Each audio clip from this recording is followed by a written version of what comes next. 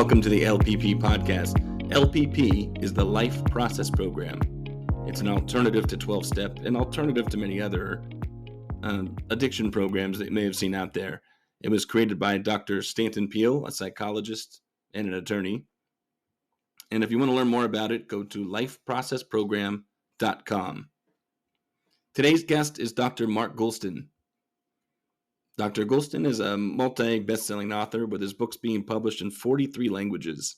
More than 600,000 copies of his books are in print, and Just Listen was one of the books he wrote and the top book on listening in the world. He's the co-founder of the Deeper Coaching Institute, a division on global leadership. His background has included being a specialist in death and dying with a focus in suicide prevention, where none of his patients died by suicide in 35 years. And he now does house calls to dying patients to help them make peace with their lives at the end. And he's now facing his own mortality with a terminal illness. And he says that the prospect of dying has given him more peace of mind and calmness than living ever did. I know this because he started a segment on his own YouTube channel called I'm Dying to Tell You.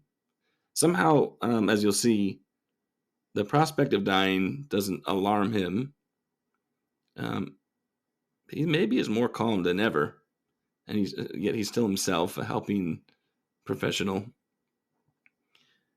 Mark is aware, by the way, that LPP is an alternative addiction program, and he was happy to discuss anything that I wanted to talk about that was relevant or valuable to LPP.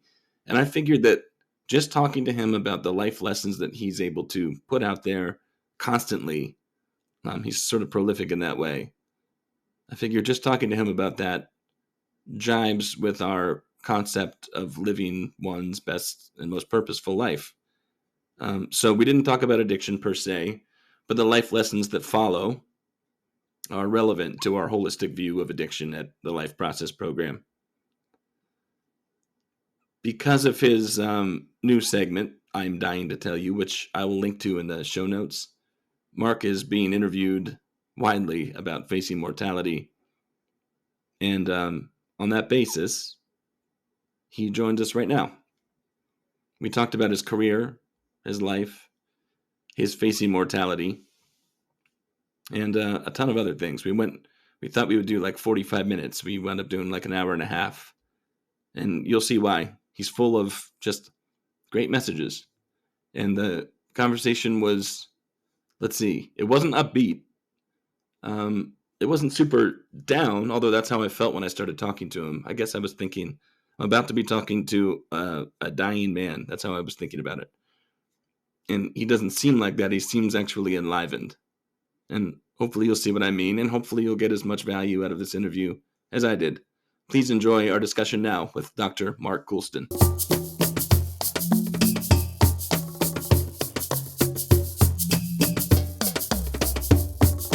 I'm here with Dr. Mark Goulston. Mark, thank you so much for joining me. Well, it's good to be back on with you, Zach. I was going to say something that you might not agree with, but I was going to say I'm under no illusion that you hung up with me when we had a call and you said, man, how powerful it was to, how great it was and helpful to talk to Zach Rhodes. But I did feel that way about you. I mean, I had you on so that you could tell me a little bit more about what it is you do, what it is you believe, how it is you give relevance and value to people who you interact with. And so I keep using the word powerful. And I guess that's because that's what comes to mind when I hear you speak.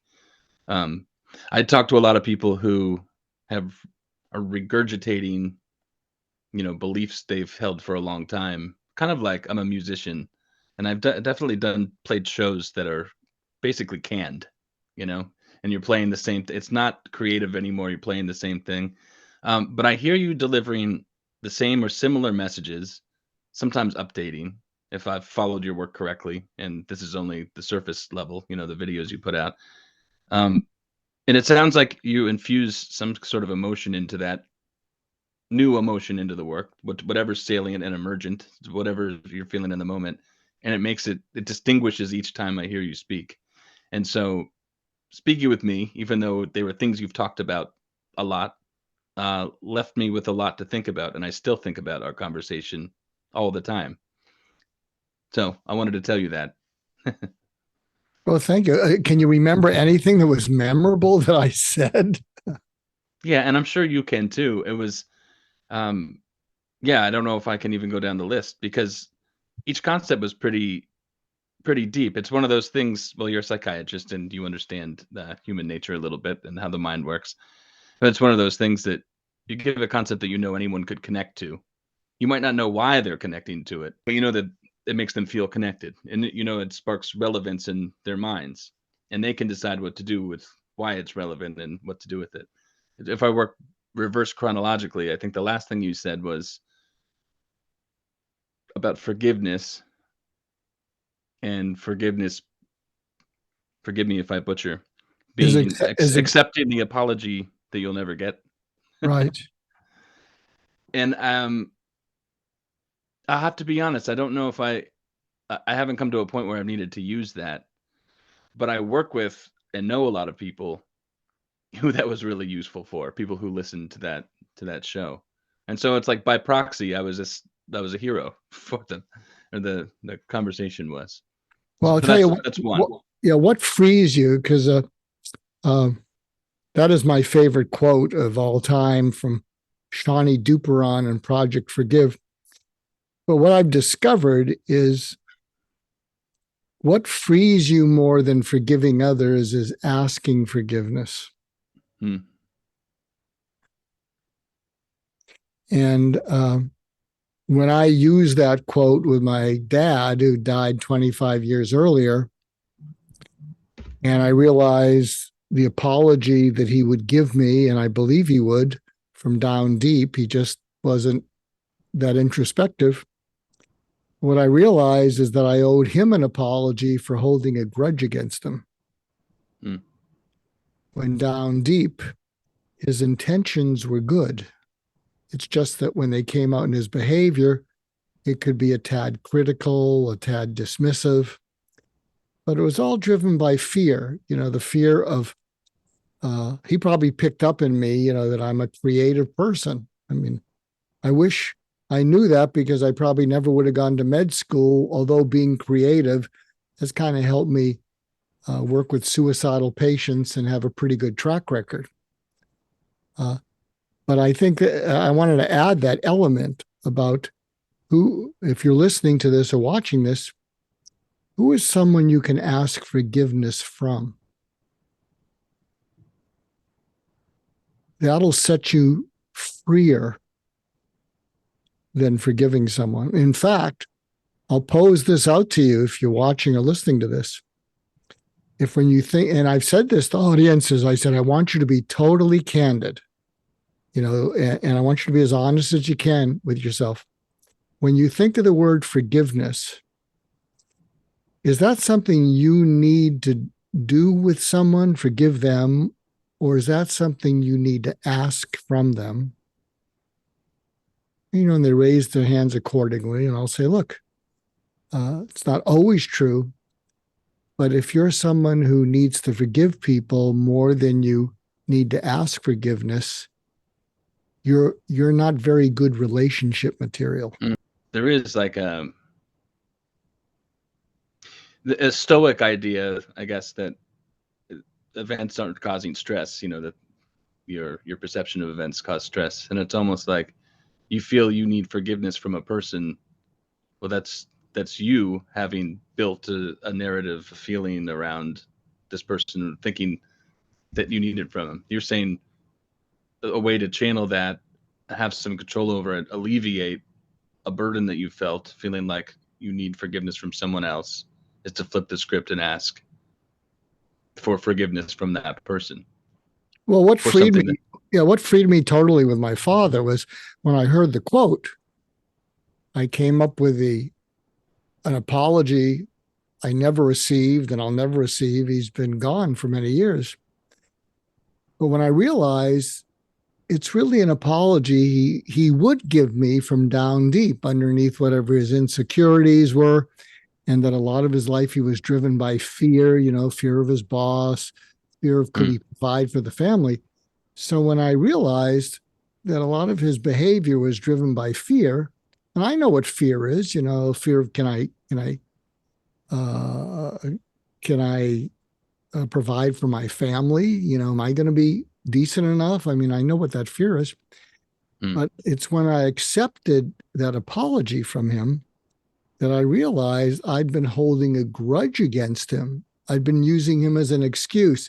Uh, oh, yeah, my dad, he was a little bit critical. Oh, yeah, my dad was such and such. Yeah, maybe that's why I became a psychiatrist. And I was using it as an excuse. Right. And when I realized he was coming from fear and that down deep he would give me that apology, what freed me was not accepting the apology. Now I'm just speaking from an N of one, me. What freed me was apologizing to him. And then I could really feel that I missed him and I loved him. Hmm. And do you follow what I'm Is that, saying? If you're someone I who know, says, I want to yeah, forgive other people, yeah, then you're the one who's acting sort of entitled. Well, they didn't treat me right, but I'm going to let them off the hook because I deserve better and than what they gave me, and I'm letting them off the hook. But right. who the heck are you? So if you've truly accepted apology that you're never going to get, if you really have, then you're ripe for doing that second exercise, right? But I've met people who could get in a tailspin with that. I believe. I don't know. I don't have any concrete evidence. I can imagine somebody saying to themselves, "Well, I'll forgive that creep or whatever," and not being able to get to the point. I guess what I'm saying is that took some cognitive effort on your part, not just an emotional intelligence, but a real thoughtful effort. Do you think that that's something, what you're talking about is something akin to Zen or mindfulness, or do you think it's something that actually takes Well, some look, I sort of, I think I I'm not good at calling whatever I do, whatever I think by yeah, me anything. neither. I, Yeah, I'm I'm not. not either. And uh, and I think what it did is by doing the first part of the exercise, it freed me to the second part, which kind of gets into my mortality. Like every day I'm sharing stuff on YouTube, these videos I'm dying to tell you because dying is telling me something. By And the way, thanks for doing the segue for me, because so we were getting stuck on. uh, Please, I'm sorry, I didn't mean to interrupt. so here is something that I actually posted today about. I was talking to someone about the difference between acceptance and surrender. And here again, here's my interpretation. I'm not here to be right. People can say you have it backwards. It's just my own experience. To me, accepting something is accepting, it's letting it in. So I'm accepting my mortality. And what it's doing is it's teaching me things. Where surrender to me is letting go of something. And so if I focus on I'm surrendering life, well, it looks like I better let go of my life because it's letting go of me. And there's something about surrendering that feels negative, but accepting is different. And then what that freed me to realize that little tweak, acceptance versus understanding, is dying is not something that's happening to me. It's happening for me. Mm. And the for me, and this is why I'm getting interviewed, is it's giving me clarity that I never had at the same level. Like one of my episodes, so I'm releasing on YouTube. They're unedited, they're unscripted, I can't get the Fathom notes off them because I'm technologically challenged. But my first episode, and I didn't know it's up to 52 episodes now, and they're 4 minutes to 15 minutes. But the first episode was Michelangelo dying. And what I talked about is Michelangelo saw the angel in the marble and he carved till he set it free. And to me, Michelangelo dying is, I've seen so clearly what's unimportant in life. And there's lots of stuff we do that's unimportant. And by just cutting it off, just lopping it off, what remains is what's important. And it's radiating to me. And for me, I'm not a practicing therapist now. One of the things I'm lopping off is people who won't help themselves. Yeah, I feel for you. And when I was a therapist, you'd come see me and I'd do my best to see what I could do. But, I'm not a therapist anymore. And I wish you well. But I can't make you help yourself.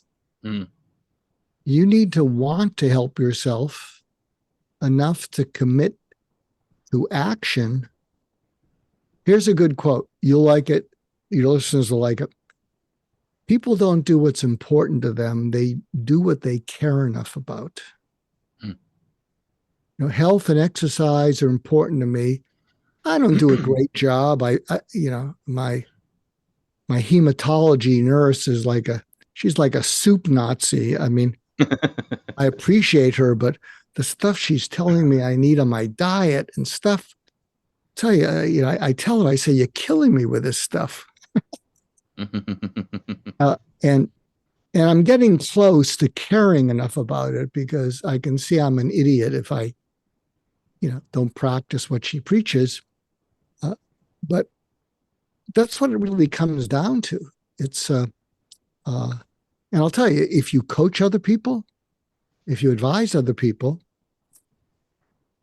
and people are coming to me, for some reason or other, it's like a, get it while it's hot, get it before it's like a get it before it's all gone sale.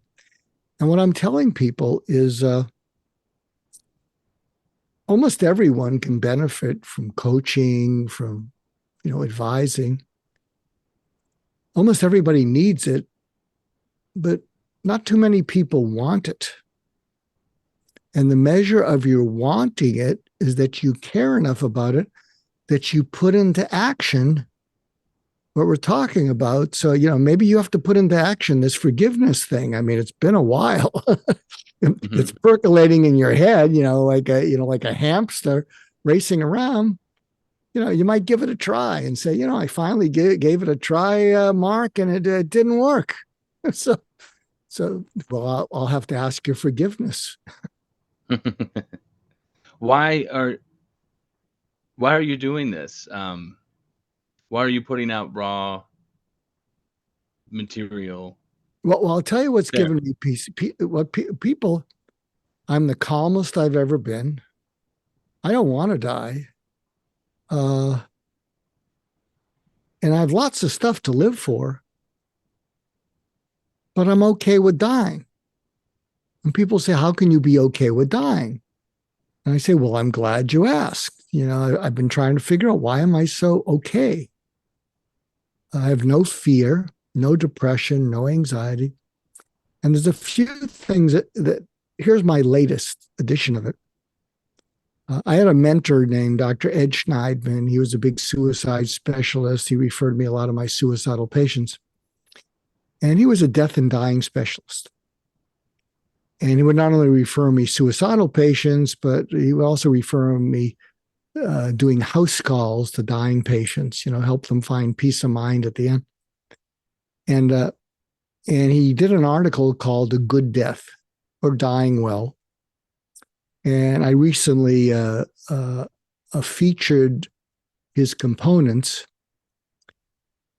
And I've checked all the boxes except, I've updated one of them, which is to live to be 90, and be mentally okay. I'm not going to make it to 90. But here are some of the highlights to me of a good death. Here's something that you'll like. And your listeners are like, so one of my episodes is visionary dying because, I've done presentations on what makes for a visionary. And you're going to write this down, Zach, because it's going to be too delectable. So here's how Steve Jobs and Elon Musk and all visionaries think. And I developed this with one of my mentors, Warren Bennis, big leadership guy.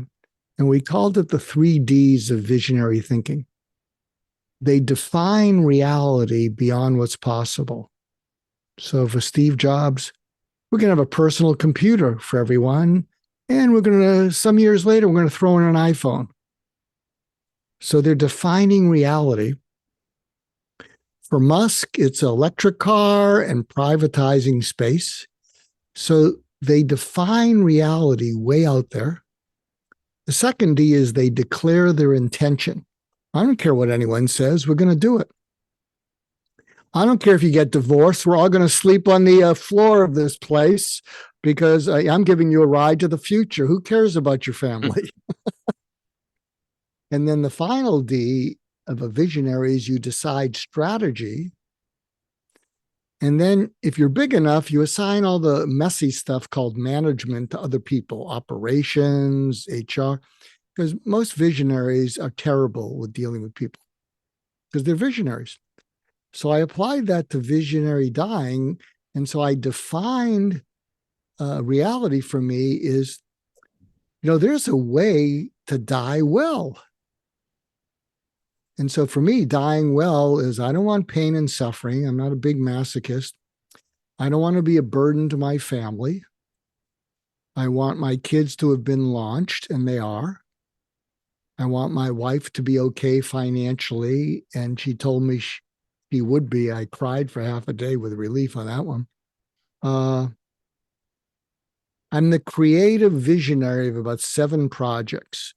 I can't do much else, but I seem to be somewhat creative. And so I don't want to leave those people hanging.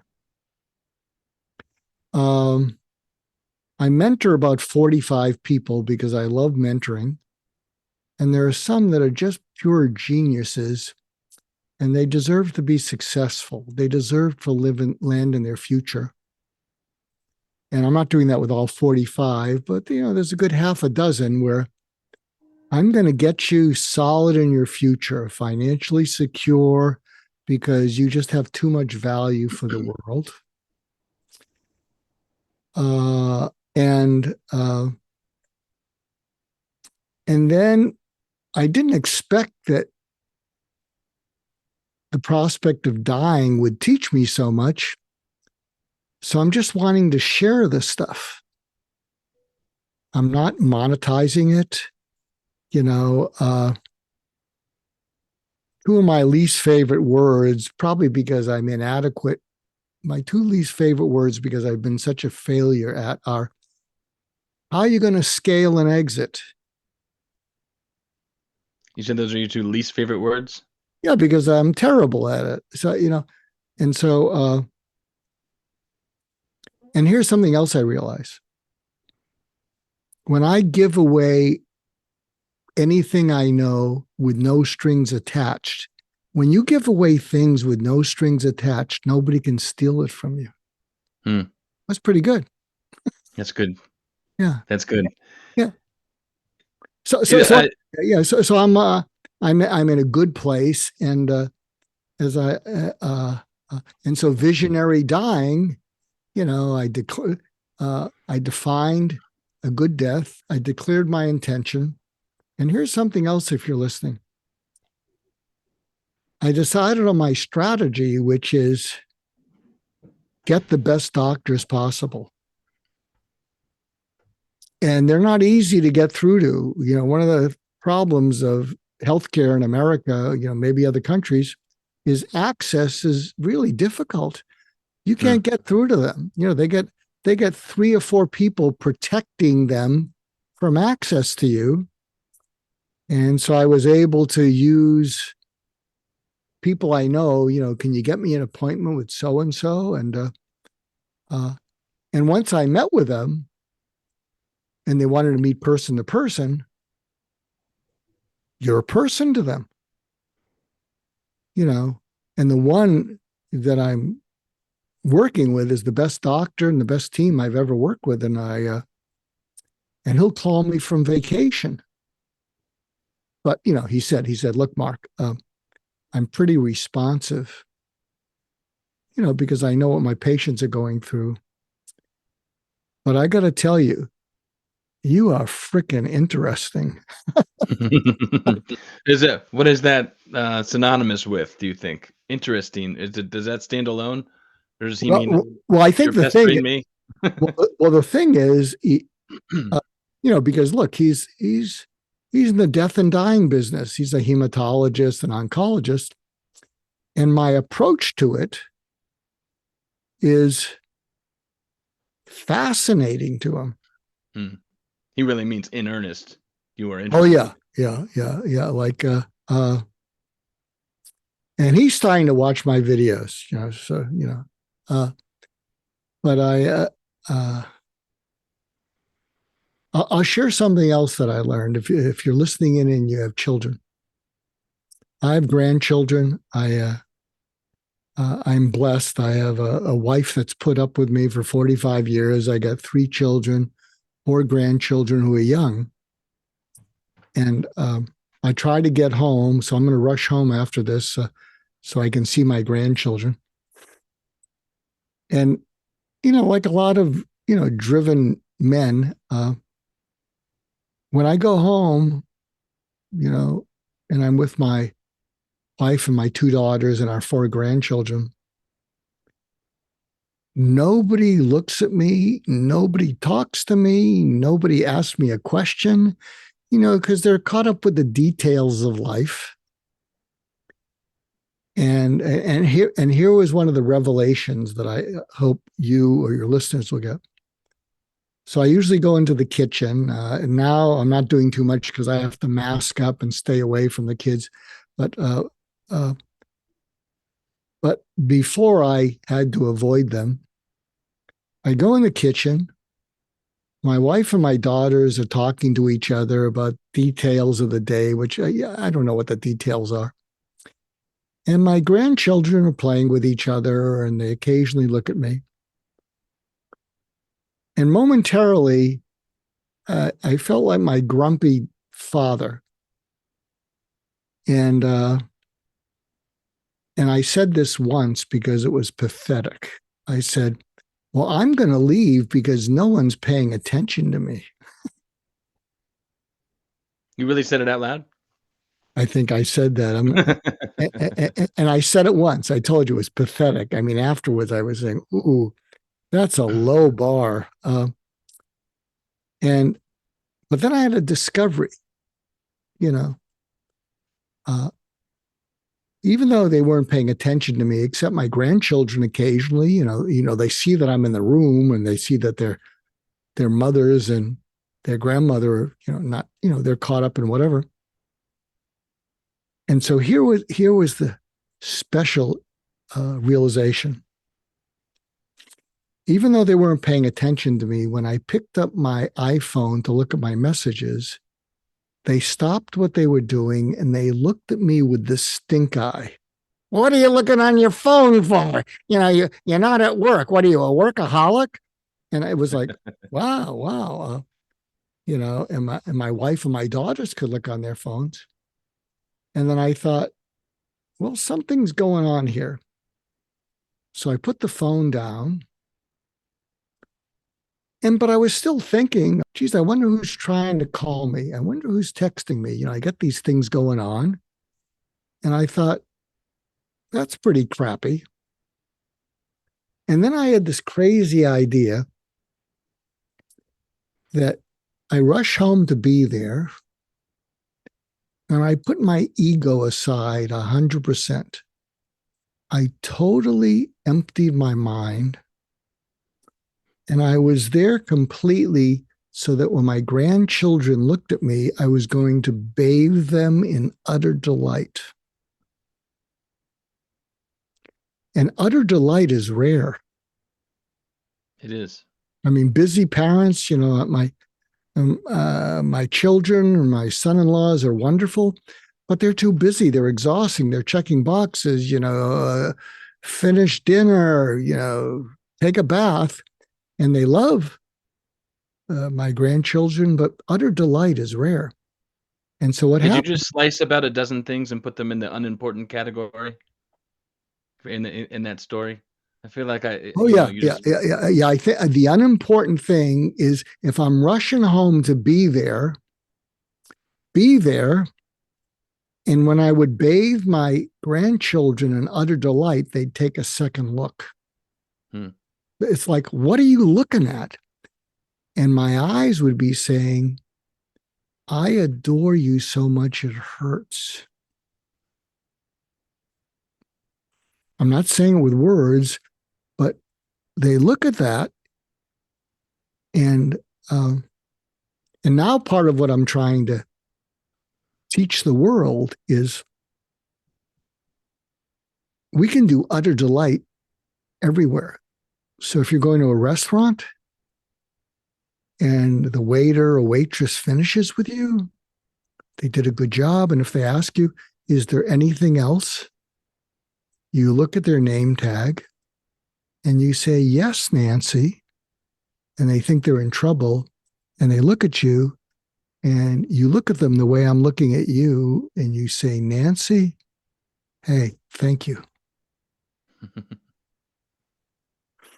And it's a great experiment because they'll go, oh, okay. And sometimes when you watch them walk away from the table, they're going like this, like, what the heck was that?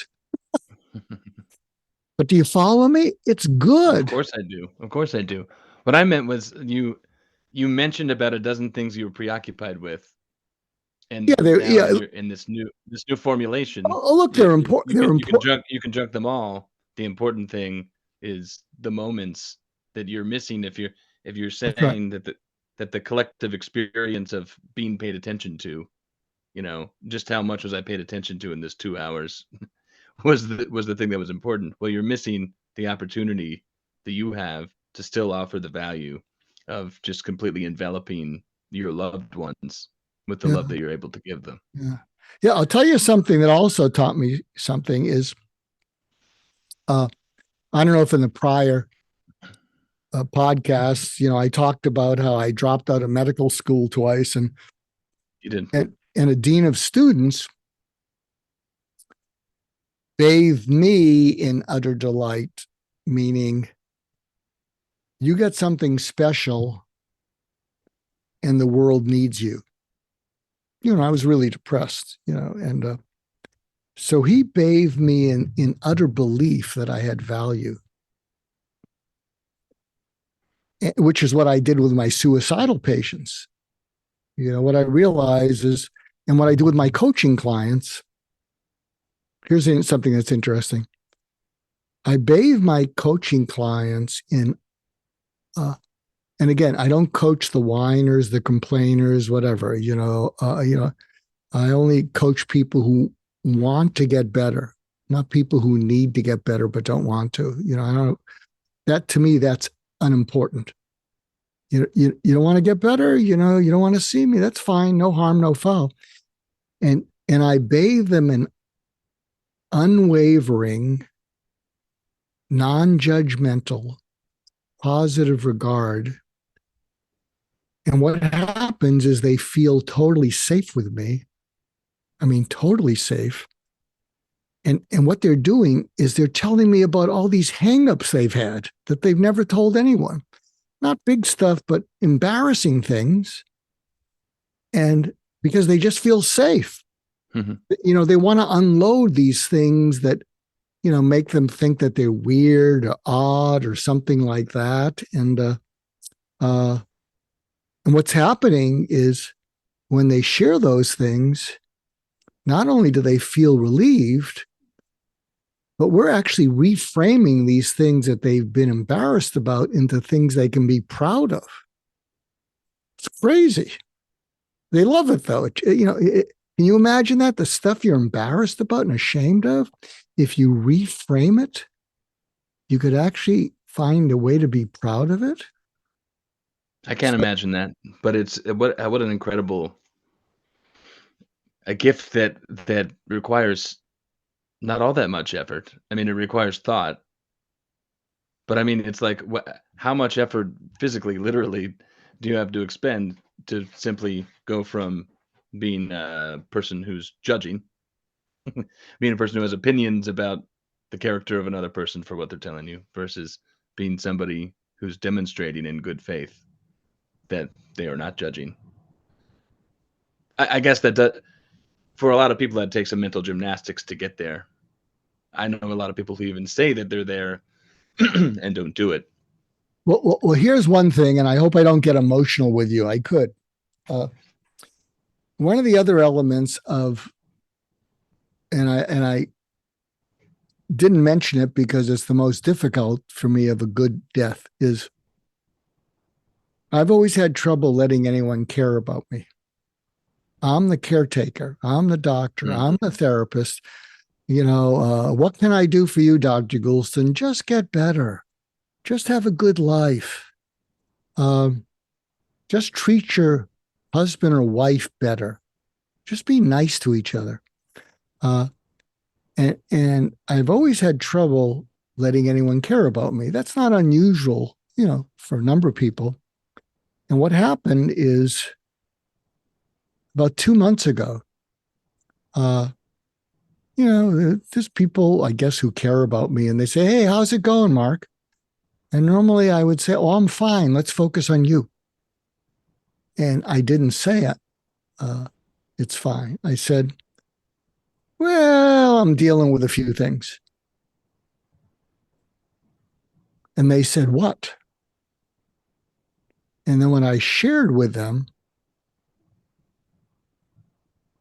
I started to cry with a combination of raw vulnerability, appreciation that they cared, and embarrassment and guilt. So I started apologizing to them. I'm sorry. I'm getting a little emotional and whatever. And I knew there was a reason I didn't let people care about me, whatever. And each of them said, "Don't apologize." And I said, "Why? I'm emotional." And they said, "It's an honor to care about you." And some of them said, "This is the most emotionally intimate conversation I've had in years. So it's a gift." And here's the crazy thing. I would say 90% of them, and these are people, if I tried to reach them, for a business, anything, "Oh, I got something," you know, I wouldn't get ghosted, but I couldn't get through to them. But down deep, I guess they cared about me. We'd had a relationship. And 90% of them have said to me, "Mark, 24/7." And I said, "What's that?" "You can call me 24/7." I'm not going to call them, but these are people you can't pin down. And they meant it. And I can mention some people, who are just seen as so transactional. Hmm. But I think what happened is my raw vulnerability and my trusting them with it was totally different than anything that goes on in their life. One of them told me something. This is pretty insightful. Is he said, "I envy you, Mark. What do you want to be dying?" He said, "You trust me enough to cry, and I don't trust anybody that much." Do you see what I mean when I say the word powerful? and you extract that out of your conversations with people. Okay, here's what I guess. So what about that hit you? What about that? Come on, be safe. Trust me with something. I'm not going to hurt you. Well, okay. What about it hit me? You were just talking about the way that you help other people, and that you provide a space for them that feels safe, so that they can be vulnerable with you. And forgive me for being redundant. I think I'm going to pare it back to you what you have told me, but in my interpretation. And then you just talked about changing roles somewhat spontaneously, whereas you felt safe enough, or I guess just at a brink enough, to be vulnerable around other people. And you noticed that helped both of you feel more whole. And that's powerful to me. The relinquishing, you probably wouldn't like the word relinquishing, but the accepting of what's happening in the moment. By the way, when you said accepting versus surrendering, I put visuals to things immediately. I've taught myself to do that because I forget names and things, and I visualize accepting, like a person holding their door open and waving somebody in, and I imagine I immediately picture surrendering as, arms out, waiting for handcuffs, and so that also was powerful to me, that distinction. So sorry, that was a lot in the same basket there. Yeah, I work with veterans groups, and we can't use the word surrendering. Yes. But you used a word that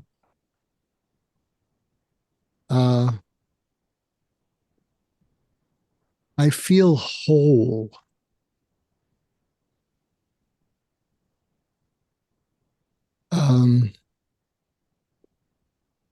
And I'm not sure I ever really felt whole before this. Something else that's helped me feel whole. So I hope people are getting a sense of, here's Mark's formula for a, dying well, and he seems to be on his way. He won't make 90, but, he's doing pretty good. I got a good team. The other thing that is causing me to feel whole, and I advise you, if you're listening in, and I'm really fortunate, I checked out what are the most important values to me. And the number one important value to me, two values, are kindness and personal sacrifice to make the world better. Because that's what the dean of students did.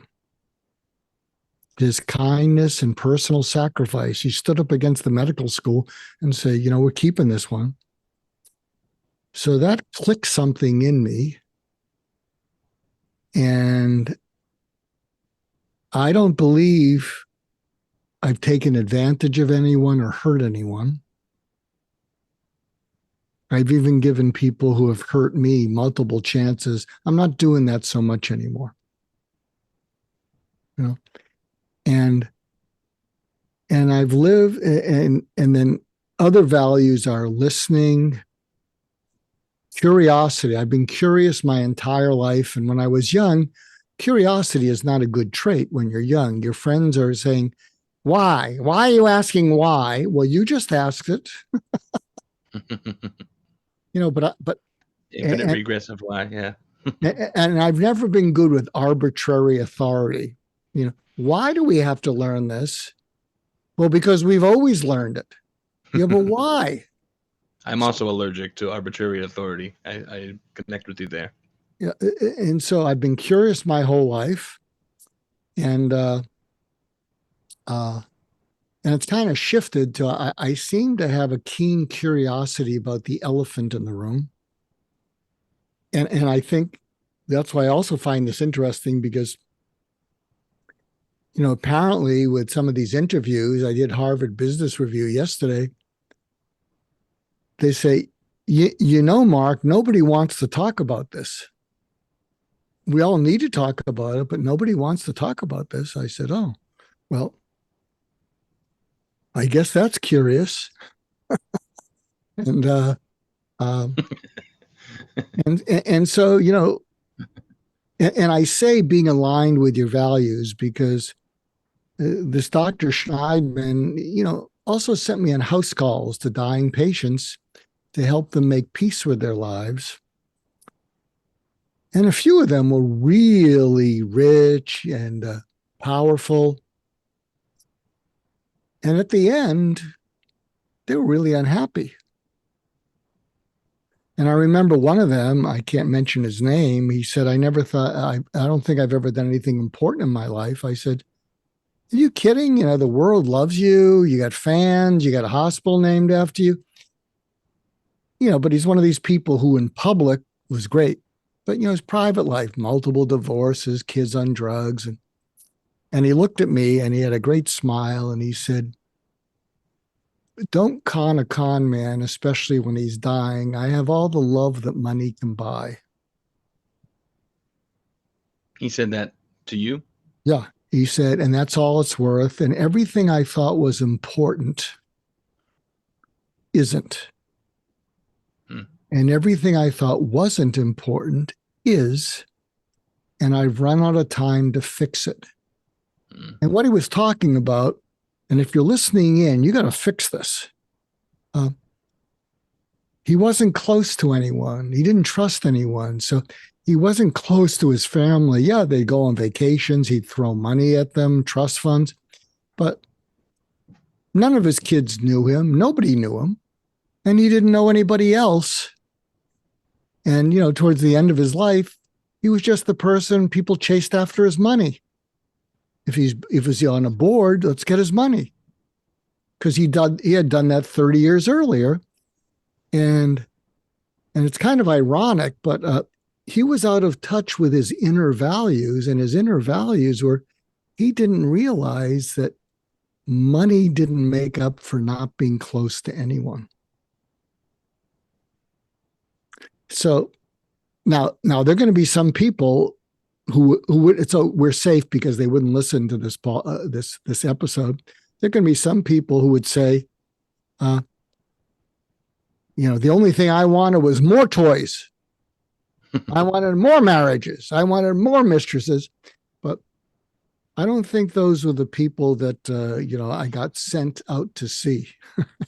Do you really know people who believe that? Like the hedonic, infinite hedonic treadmill is the ultimate value? I don't think so. Even Bernie Madoff, his kids died. I don't think so. But again, those aren't the kind of people I would see. I would imagine there are some people like that. I don't want to name names, but one of them's running for president. Right. Do you think that right now you're, maybe you've done this for a long time, or maybe you've never done it? Do you feel you're taking care of yourself the way you've been taking care of other people for so long? Well, I think for me, I need to do a better job with my diet and exercise. I'm just not a foodie, and I got to do a better job. And I told this is funny. I told my wife, I said, eating healthy with all the things I'm supposed to eat is killing my ADD. So now what I'm doing is, I'm taking these powder supplements that replace meals. They just simplify things, and so, because my soup Nazi of a nurse is saying, well, it's either, now she's, I love her, but she's making me crazy. Well, she's standing in between you and your lunch. Yeah. Right. These are the, Mark, this is so simple. I said, it's simple for you. And so, so physical care, I'm easing into taking a little bit better care of myself because, I'm losing interest in food. and and I know I need to keep up something. But I think the letting go of people who are a drain, and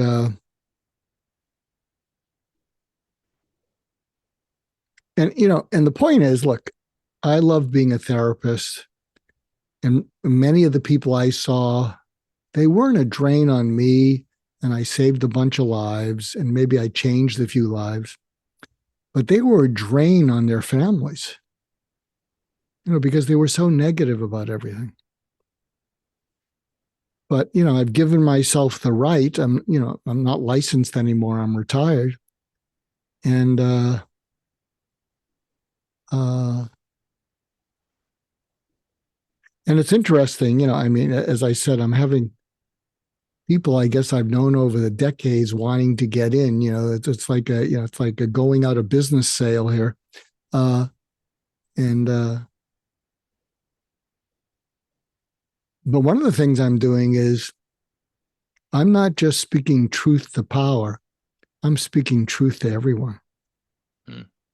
And I'm trying to be respectful, but and that's part of my I'm dying to tell you series on YouTube. Right. And I'm discovering. Like, here was an interesting thing. It was the last question from Harvard Business Review. They talked to me about mentoring and yada yada, and they said, "What's your best piece of advice for anyone who's in middle career?" I think they like this.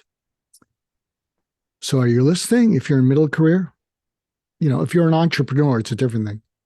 But if you're in middle career, listen to my lips. Do the jobs that nobody else wants to do that are important. Become excellent at them and develop a positive attitude. Hmm. And you will be a unicorn. And people will be impressed that you're excellent. People are more impressed with excellence than what you're excellent at. You can be impressed with Serena Williams or Tiger Woods and not like tennis or golf. But boy, excellence amazing. And so be excellent at that job that nobody else wants to do that's necessary. And don't complain about it. Be positive, and you're set for life. And it won't be that hard. I mean, you can save a lot of time. Instead of complaining like everybody else and avoiding it, just dig in. Does that make sense? Does that make sense at all? It makes sense. It's like doing a 180 in life. Like it's just a change in mindset. Changes your life. Yeah. You have a superpower. I mean, that you do, and so please take the compliment. And you change people's lives. That's what you do, and you can do it. I know you've caught on. You can do it exponentially more so when you have some sort of a platform and you can get on the internet and you can write, and if you can write books, and in all of the interactions you have. I mean, you've given just by thinking out loud. You've given several different areas of potential advice or something that somebody can cling on to help them change a mindset. And I think if I can be vulnerable again, um, the reason I bothered you to be back on, well, that was my fear, like, oh man, he's going through a lot. And at first I thought, well, the last thing I would ever want to do is write to him and selfishly say, can I talk to you again and record it? And then I thought, I would love No, to no, feel. I'll tell you, I want to do this, and I'll tell you why. Because uh, I live to give and learn because I'm curious. My podcast is always about, teach me something, don't sell me anything. Teach me something, teach my listeners something. Because I've been curious all my life. But when I'm in a state of giving, if you think about it, you come from abundance. If you're giving, your cup runneth over. I mean, if it's half empty, whereas when I'm grabbing, trying to get something,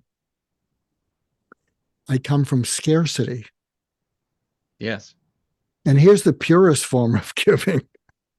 I want to hear it. Don't let me forget to finish what I was saying. I promise I can be concise. But you go first, please. I apologize. So no, you're but I doing won't fine. cry. I apologize, but I won't cry just yet. The purest form of giving, and this is what I do, and I'll tell you the silver lining, I give with no strings attached. I probably have 75 unleveraged programs that you could turn and you could sell. Go to Newsweek, Mark Goulston. I post these programs that you could turn into, and you could sell them. And they're all in the articles, and they're all different because I'm curious. And one of the best benefits about giving with no strings attached, and you don't have to attribute it to me, is if you give to the world with no strings attached, nobody can steal from you. It's true. It's true. Okay, so finish. I interrupted you, and I'll shut up. I have a Just Listen book behind me. Go on. No, it's okay. You're leading me down the path too. I'm trying to compliment you, damn it. You have a superpower, and your superpower is that because of what you're skilled at, what you enjoy, what you value, and the fact that you value people and yourself, you can't help but to leave a paper trail behind you wherever you go. And not just a paper trail, but maybe it's more like planting seeds. And I'm curious. You've planted a seed in me, and I don't know you, but now I feel like I do. And so I can't imagine the countless people for whom you've done that. And I wonder if your calmness at a time that you've received news that for many people would spike the greatest stress of their lives has anything to do with that sort of a legacy that has natural, you're leaving a legacy of people who can think more freely, make better decisions, help others, and continue giving this gift. Does that put your mind at peace? Is that something that you could attribute to why you defied the expectation that you might be more bent out of shape, stressed? Well, here's another, like the acceptance surrender. I have nothing left to prove. I have everything left to share.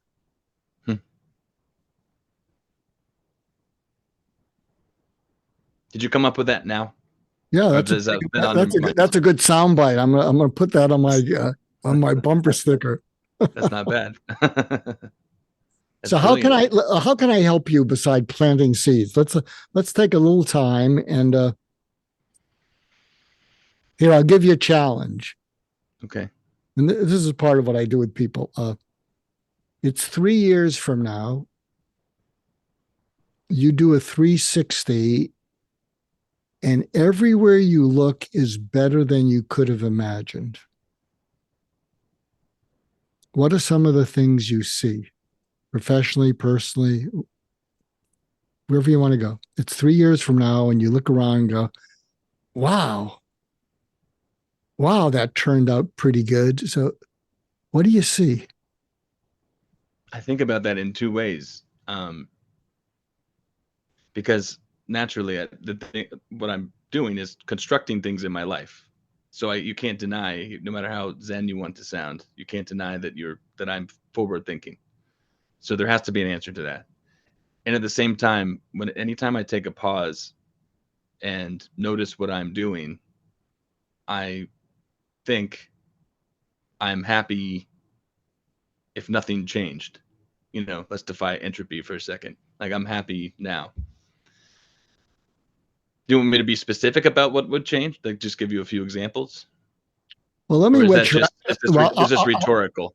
So I'll whet your appetite because you just triggered something, and you trigger all these things where I apparently like interrupting you. Um, Mm-mm. so I have a transformational program, that's, uh, and I'll give it away here. People want to run with it, go do it, go sell it. I'm not going to sell it. Uh, uh, the key to transformation is you got to get as far away as quickly from the transactional present as possible. The transactional present will kill off transformation. And so if you uh, catapult yourself into the future, and I call this the 3 Ps: professional, purposeful, and personal. It's the end of your life. Professional for me is that I make enough money to support my family, that I help other people make enough money to support their families. Purposeful is that I do something in my life that I'm prouder of than I'm ashamed of. Can I say, it was a good thing, saving lives, and, and a bunch of them pro bono. That was a good, that was good purpose. The personal thing is the challenge, because personal, I don't mean healthy eating, mindfulness, meditation. I mean, were you able to get really emotionally close to the people you loved? Do they feel known by you? And I don't mean figured out by you. I mean emotionally known.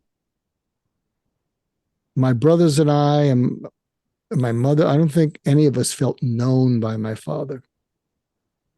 And the sad thing is he didn't feel known by anyone. And when I'm doing those house calls and they're regretting things, I'm not close to anyone.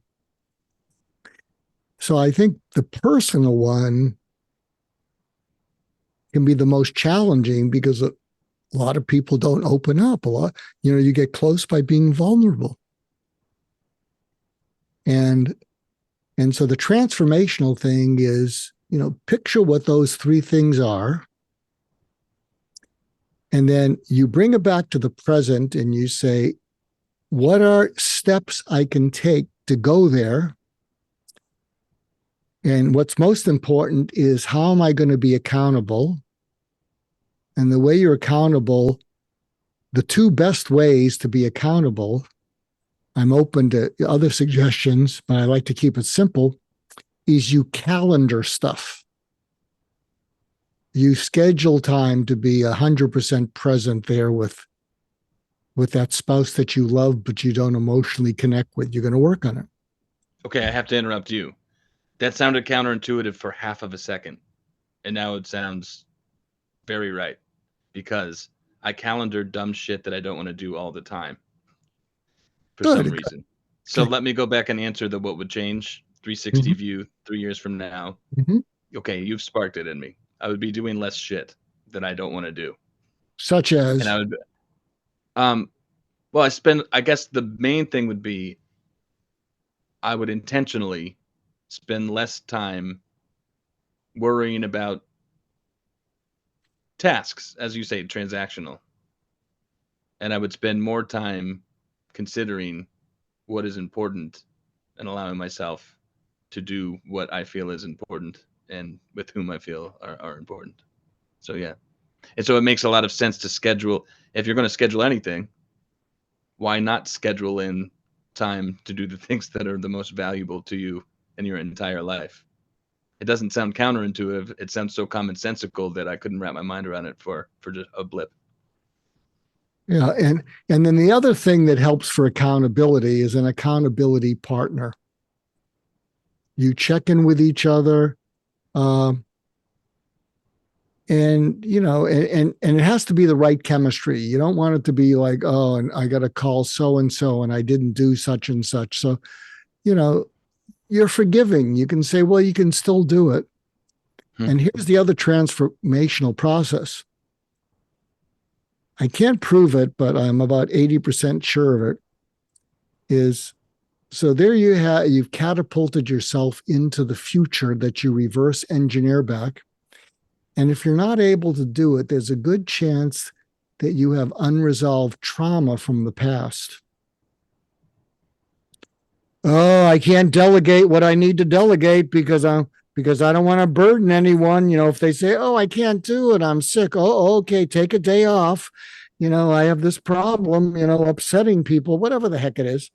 And so you need to go back and free yourself from the trauma of the past. And I have a process of that, but you can actually do it on your own. And the process I have is I take people back to their traumas right when they happened. I worked with a colonel. We've become very close friends. And it was when he got raped by a Catholic priest at age 15 that made him say, I'm not going to give up control ever again. I'm going to West Point. And he did. And so we took him back to right after he was raped. And I introduced him to his 15-year-old who was in horror. And I said, here's what you're going to tell your 15-year-old who doesn't know what happened and how he's going to survive. You're not going to reveal who you are, but you're going to tell him what happened in the next 40 years. And it's going to blow him away. And you're not going to try and say, I'm glad this happened to you, but because of this is what you did with your life. You could have gone into drugs, but you didn't. You went to West Point. You became a colonel. You recently rode 1,800 miles on your bicycle to visit the 6 fallen paratroopers under your command. You got a great family. There's an idea about trauma that turns into something like victimhood. Not to blame the victim, but like something like you put a ceiling on a person's ability because I'm traumatized. And it sounds like what you're saying is beginning from a point that a person believes a traumatic experience occurred. You're having them build up Oh yeah, a new mindset of sort of resilience and being proud of accomplishments despite all odds. Yeah, I've done this exercise multiple times to demonstrate it with myself. So, I've had various traumas, but I think when I was dropping out of medical school for the second time, I didn't know I'd come back to medical school. I didn't know I'd come back anywhere. And I can picture me dropping out and looking lost. I can see the expression on my face. And when I meet me at 25 and I say, you know how you're dropping out now and you don't know what's going to become of you? Let me tell you what happens in the next 50 years. Oh, and by the way, what you're going through now, you're going to reach people that nobody can reach.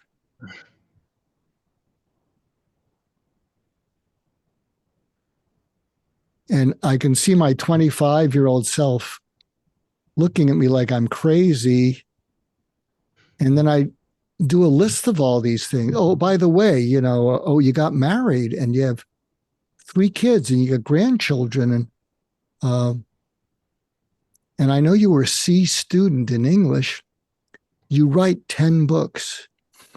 And your 25-year-old self says, it's 3 a.m. and who are you and why are you in my house? No, I'm kidding.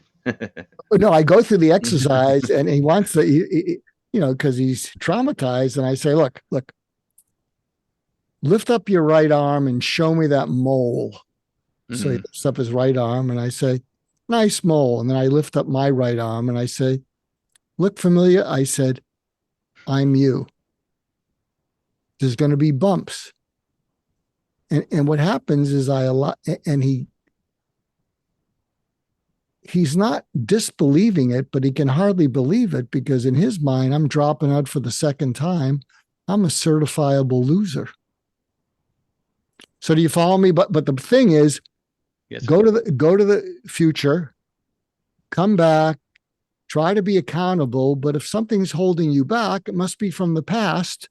So, just visit the transactional present, in the accountability exercise, and leapfrog back into the past, and let's heal that trauma. And what happens is you transform your life. It's pretty simple. I'm very lucky to have encountered you and your work and your words and been able to speak with you. I feel lucky now. I felt lucky when I was able to speak with you before. And it sounds like you feel lucky in general. I'm not religious, but I feel blessed.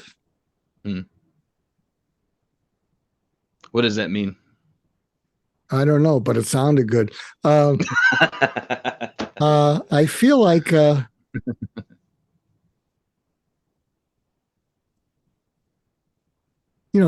this is, it's a work in progress. I may have to give to someone else, but I think this wholeness is elusive. I have this theory that we're whole until we're born. And one of the reasons we cry so loudly is we go from omnipotent, our wish is our mom's command in the womb. And, we get fed, we're warm, and then suddenly we're plopped out in the world. Yeah, get a job. Yeah. Get a job, and we're powerless. We're powerless. Our parents do the best they can. And no, don't change my diaper. I'm hungry. No. Don't feed me. Change my diaper. Can't you get this straight, mom and dad? I mean, we're powerless and we want to feel whole and safe. And I feel whole and safe. And I think it's the whole and safe where I don't think this was a canned talk. You can tell me, oh, that's a canned talk, Mark, and what are you going to pitch us now? Nothing to pitch. I don't think for a minute that you have something to pitch. And you didn't the first time we talked either. You had a bundle of ideas, kind of free flowing ideas, and I like the way that you say that you share them. You have things to share, ideas to share. And thank you for sharing the wealth. Well, I've got promises to keep before I sleep. I want you to be able to see your family. Because you said when we're done, you'll rush to see them. And you've also told me that when you see them and you're with them, that you're going to pay careful attention to when one of your grandchildren notices you. And you'll make sure that she feels, I forget how you put it, but enveloped in. Bathe them in utter delight. Well, I'll tell you, Bathed in Utter Delight is going to be my new album name. But. That's good. Well, I'm bathing my wife in utter delight because I have this saying, when you're tolerated by your spouse, it can hurt until you realize how difficult you are, and then it's a gift. That hits too close to home. And so I'm gifted and blessed by my family, and they're sad. Yeah.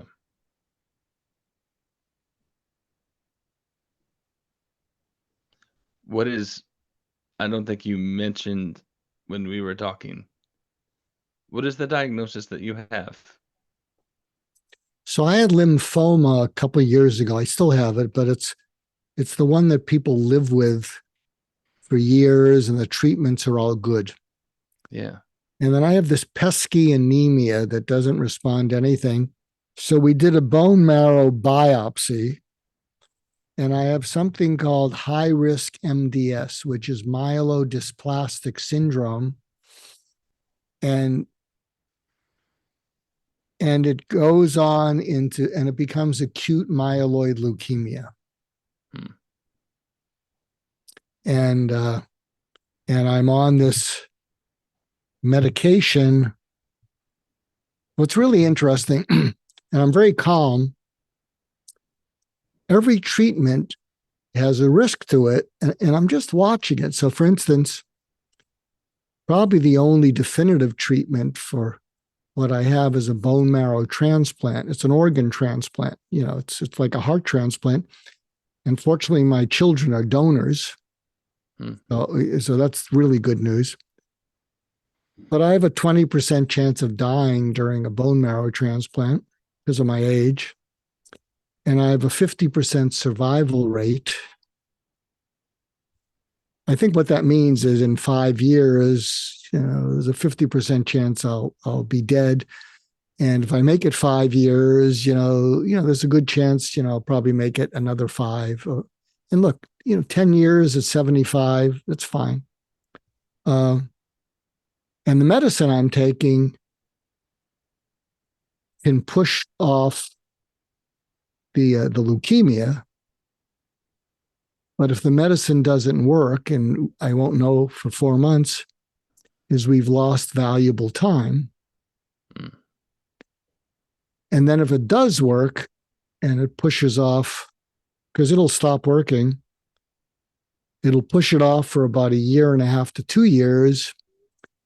And then there's a good chance I'll be too old for a bone marrow transplant, and so, and I'm not shook up by any of this. I am telling you, it is like a jigsaw puzzle or a movie, and don't say I have courage. It's not a hero's journey. I'm just watching it. And it's just, I think part of it is, and I haven't said it before, and people are hearing it for the first time, I have nothing left to prove, and I have everything to share. It's a good place to be. It's funny. I have it's almost Pollyanna if it wasn't so also pessimistic, but I have an idea of getting to a stage in my life and then I'm in pain. And then I lose some sort of control and then something unknown happens. Well, Which is interesting because something much more severe could happen after I get off this call with you. And I well, don't think about that. well, it's interesting you said this because, again, I'm trying to figure this out. I'm getting interviews and I'm trying to figure it out. There's something, I don't know if it gives me control, but I'm just riffing off what you said. I don't know exactly when I'm going to die, but I have a good idea of how I'm going to die, as opposed to not knowing either.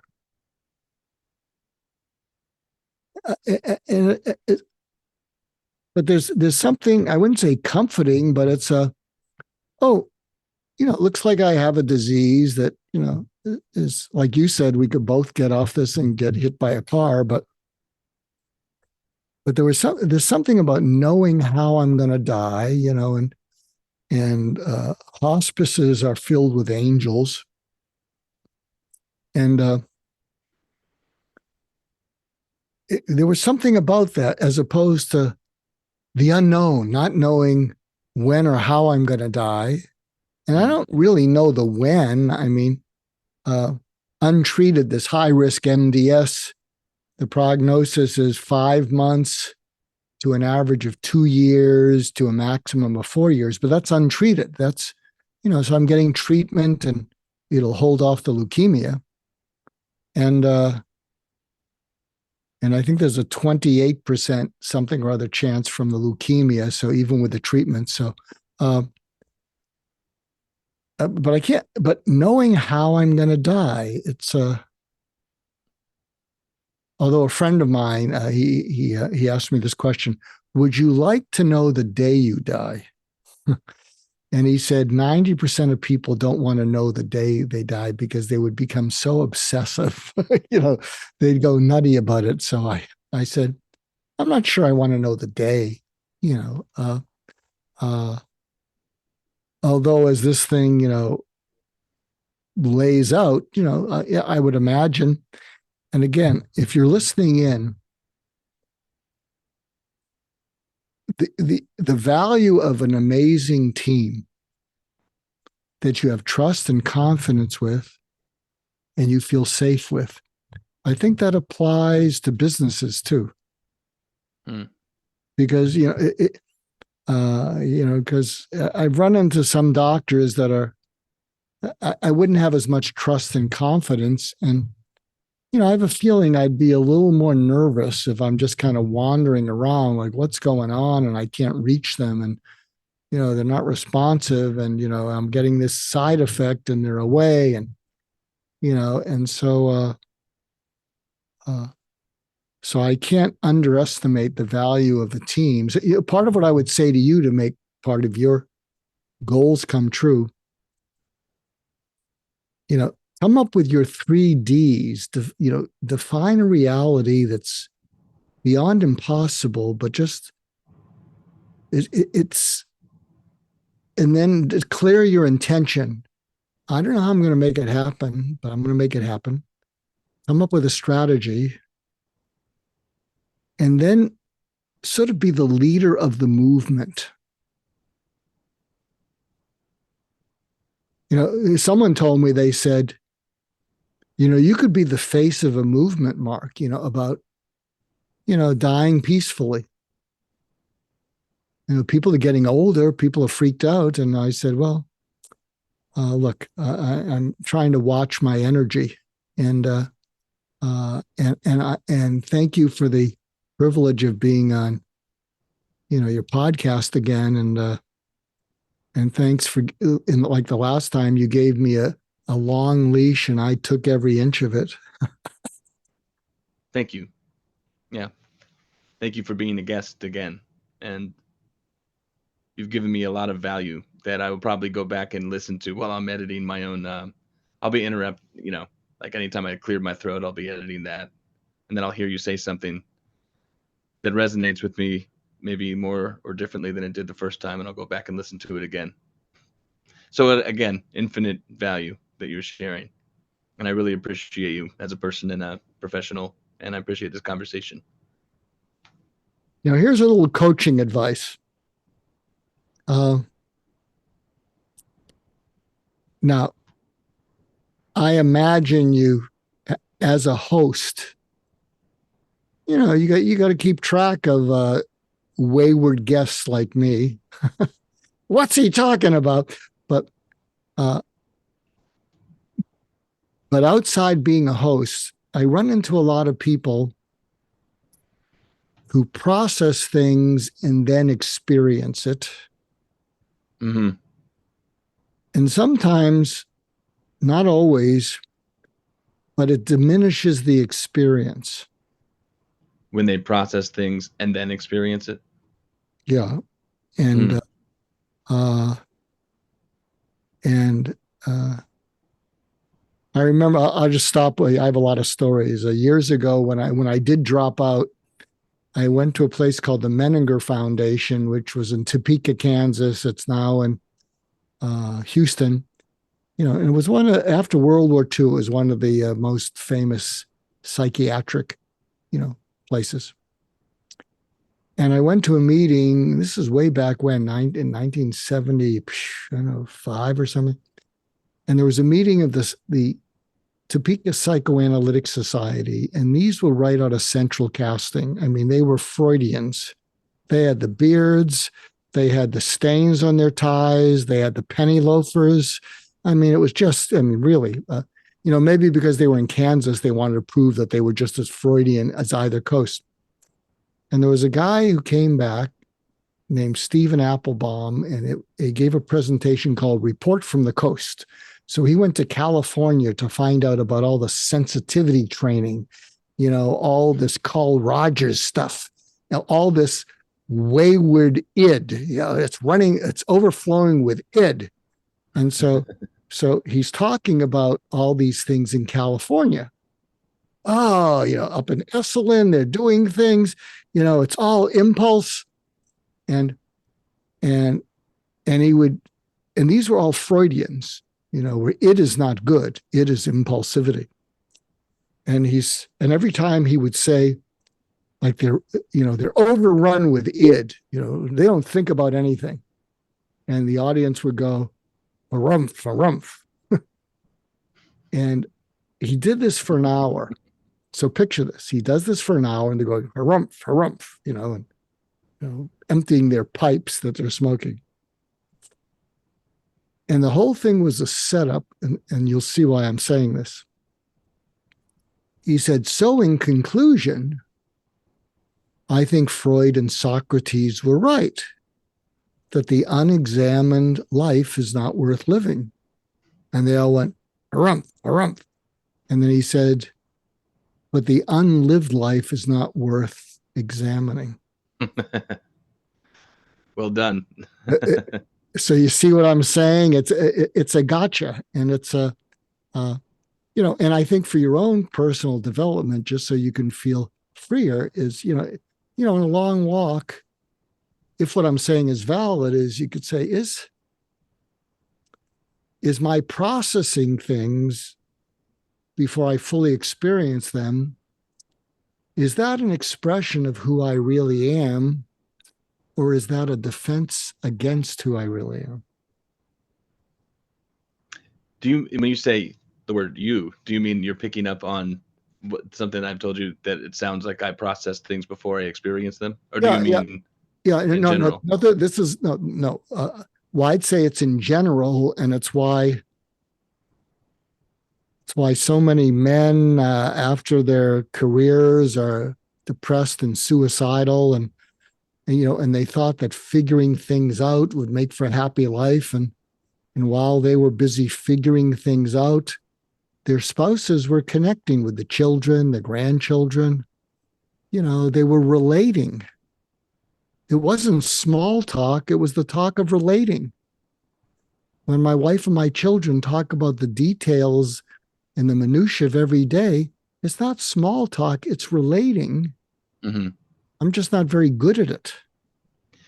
I'm laughing because a lot of what I talk about you giving me value, I think what the value for me mostly is, for instance, you've just described a life philosophy, although I haven't put one in words, of mine, which is you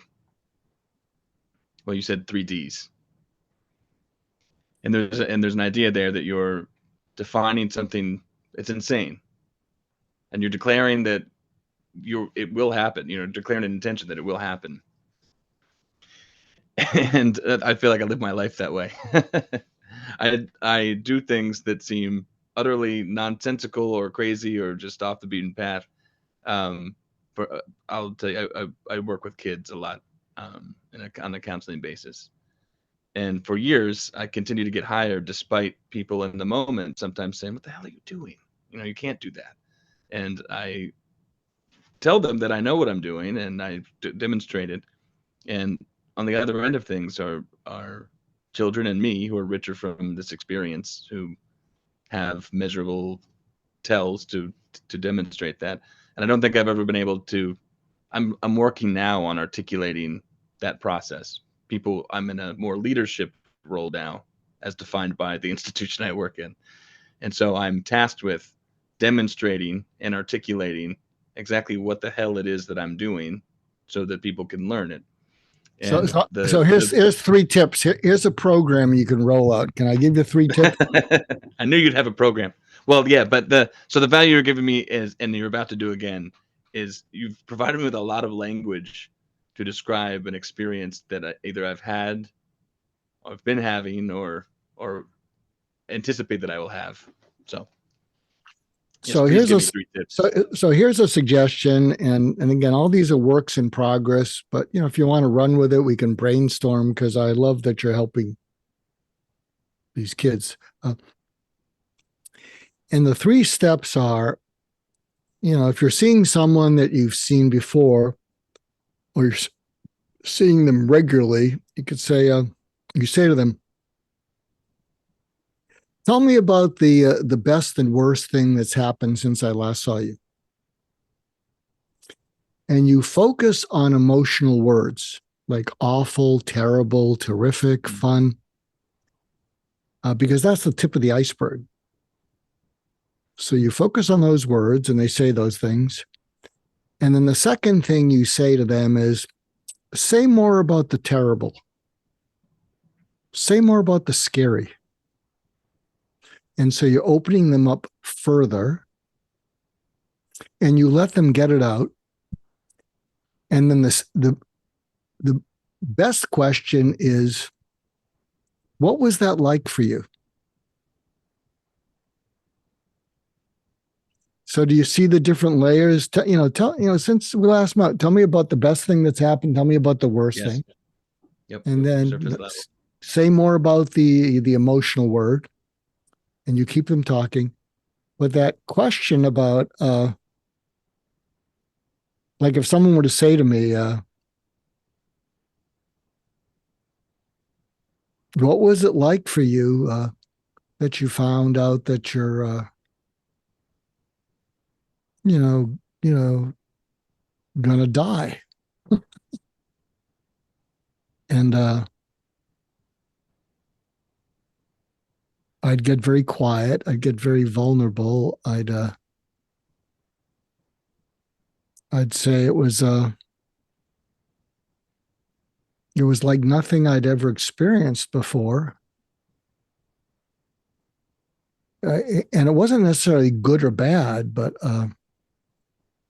it started revealing things to me that I never knew. And I think it put me on this path. I got a lot of stuff to share.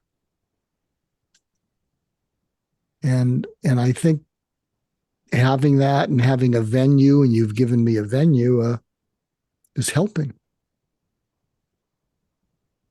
Do you feel it doesn't sound like you're overwhelmed by much, at least not on this basis. But do you feel overwhelmed by the amount that you have to share and that you would like to do more? Or is No, it more like it's all a bonus? no, it's uh no, I'm not overwhelmed. And as I said, I have 52 of the episodes of these things, and I'm dropping them into YouTube because you know, every day it's like I'll wake up with, and really it's it is. It's not the time for me to make new dots. It's the time for me to connect dots. Oh, that's really good. And they're connecting is what it is like Mm.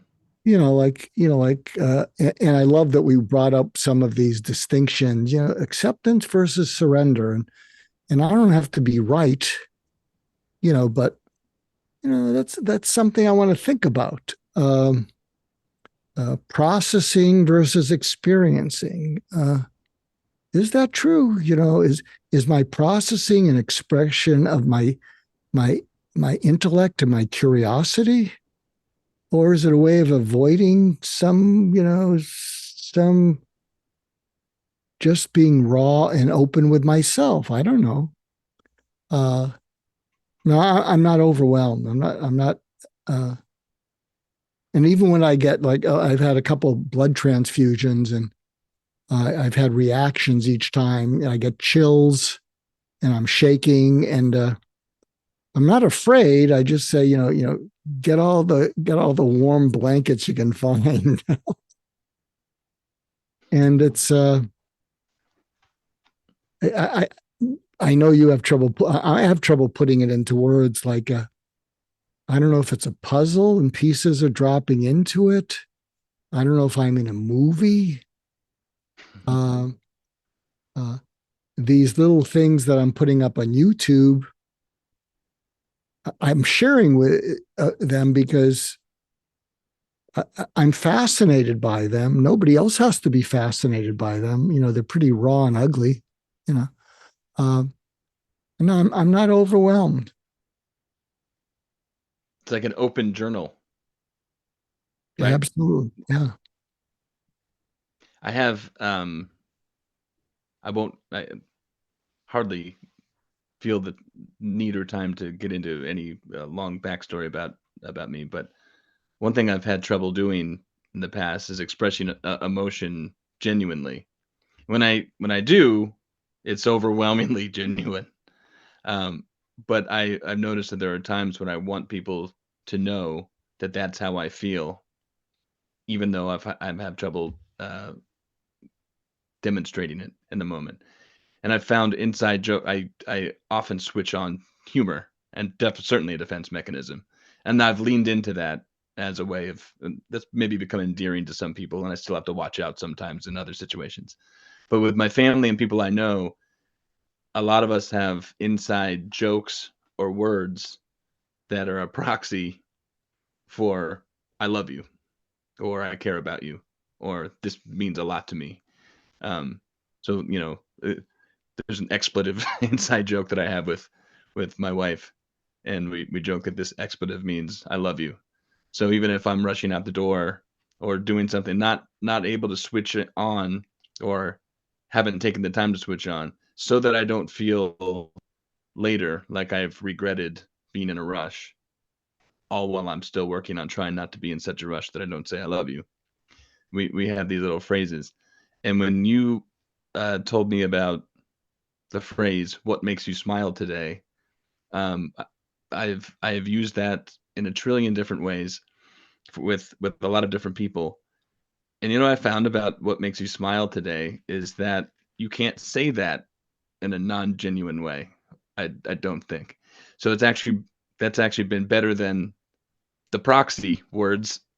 It's actually helped me slow down and want to hear the answer. And so I would love to end by asking you what made you smile today.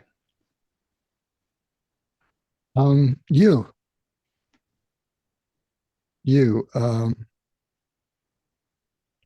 I wasn't expecting for us to have the conversation and have it go on, and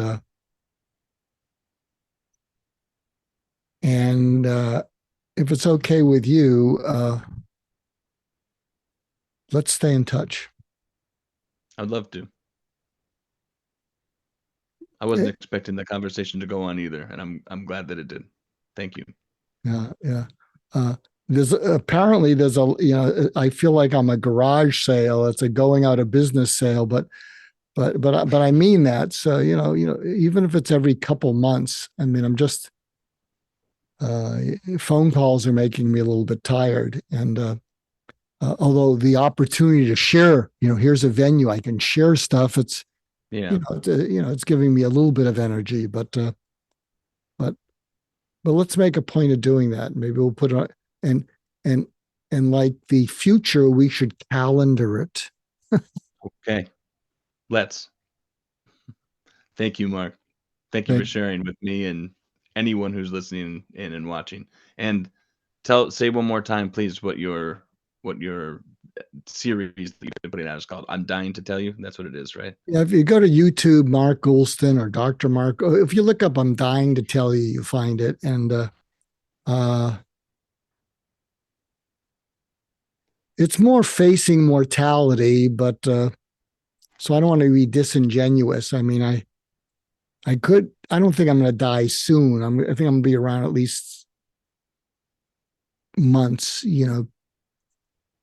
so I don't want to be disingenuous, but it's more about facing mortality. But I'm dying to tell you, it gets a lot more attention. It got my attention. Absolutely. Thank you again, Mark. Thank I you. will take you up on staying in touch. That's a promise. Yeah, thank you.